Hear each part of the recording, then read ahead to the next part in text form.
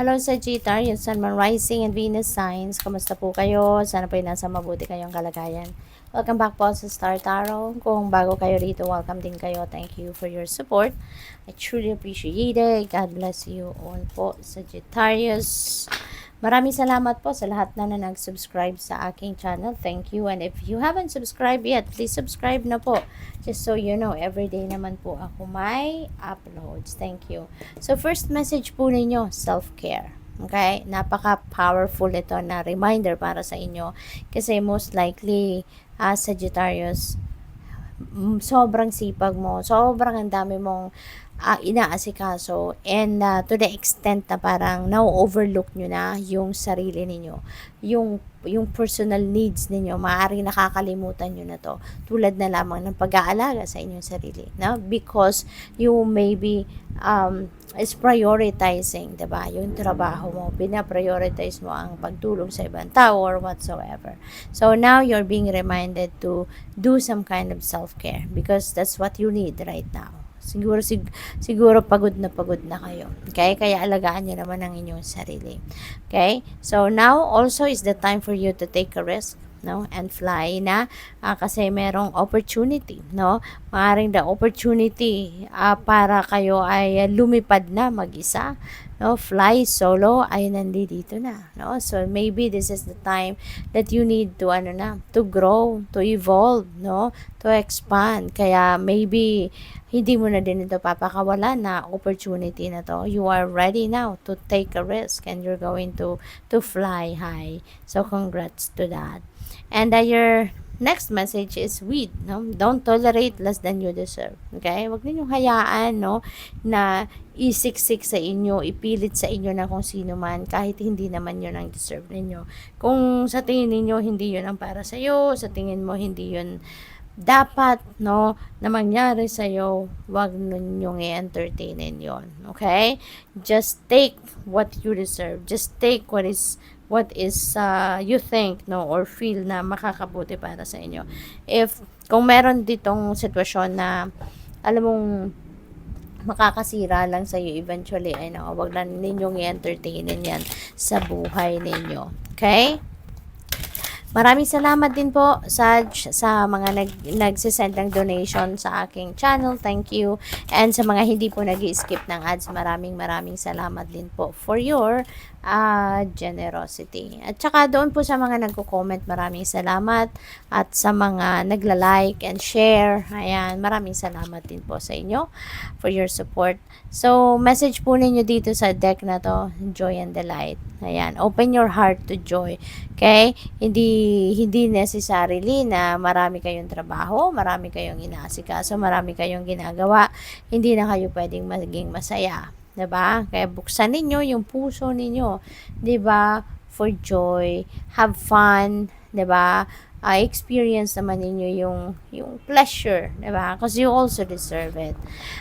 Reflect and redirect your energy.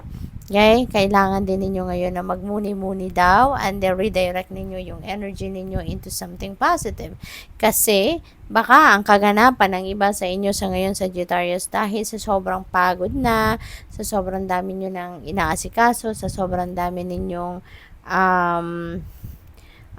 karga-karga, no, na load sa sarili ninyo, kaya siguro baka meron na kayong tendency na nagne-negative thinking na kayo, no? Kaya you need to do some kind of reflection so that you would be able to figure out, diba, what are the things na kailangan talaga ninyong pagtuunan ng pansin, ano yung mga bagay na talagang dapat na yun ang priority ninyo, no, so that you can redirect your energy, no, from something na less important naman, no, and ilagay ninyo yung energy ninyo and time and effort doon sa kung ano talaga ang dapat na priority ninyo, diba? We have fagged in, go slow and take time. Okay? Hindi kailangan magmamadali. Hindi kailangan na i-rush kasi kadalasan kapag nagmamadali tayo, pag nirarush natin ang mga bagay-bagay, mas lalo na nadidiskarel, di ba? Mas lalo nagkakaroon ng komplikasyon, mas lalo nagtatagal yung mga ganoon. Kaya, just go slow, take your time, and as much as possible, just surrender, no, to the natural ebb and flow of life. mas maganda nagsusurrender tayo sa Divine Universe kasi mas nagiging stress-free tayo, mas nagiging relax lang tayo, smooth sailing ang lahat, and mas nagkakaroon tayo ng mas positibong outcome, no, sa mga ginagawa natin. So, what else? We have fellow travelers. And support is all around you. Okay? Alalahanin ninyo lagi na whenever you need help, whenever you need assistance in any shape or form, always remember that support is all around you. Always remember that someone out there, will be willing to help you, will be willing to be by your side para suportahan ka at tulungan ka. Kaya wag kang magdalawang isip na humingi ng tulong whenever you need some help. Okay? So, what else? We have reaching your destination. Your light is shining brightly. Wow! Kaya iniilawan mo din, no? Yung alam mo kung saan ka papunta. Alam mo, nararamdaman mo na malapit mo nang makamit ang goal mo, malapit mo nang makamit yung pangarap mo, yung mga heart's desires ninyo. You are definitely reaching your destination. Parang siguro isang tulog na lang, nandiyan ka na. You know it, no? Ramdam mo yon. Yun na din napipick up ko rito. Ramdam mo na malapit mo nang ma-achieve kung ano man ang mga gusto ninyong ma-achieve. Kaya congrats and good luck. We have traveling lightly, simplify your life. Okay? Simplify your life. Ito yung kailangan mo din sa ngayon. At makakatulong sa iyo dyan, to simplify your life is for you to lighten your load. No? Kaya importante na magre-reflect din talaga kayo para ma-figure out ninyo rito kung ano yung mga dapat na ninyong unahin, ano yung mga